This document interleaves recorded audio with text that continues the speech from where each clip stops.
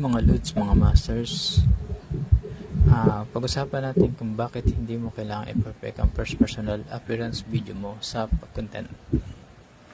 So, personal insight ko lang po ito, no?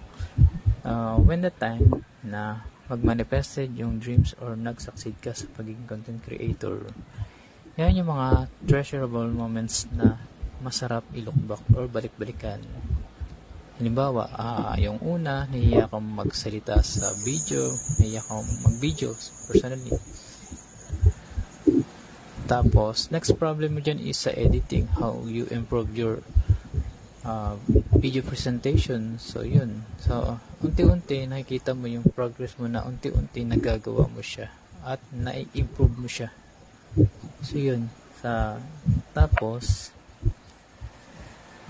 sa process, wag nyo siyang madaliin. Kasi imagine, naglalaro ka ng video games. Di ba, pagkabisado mo na yung patterns,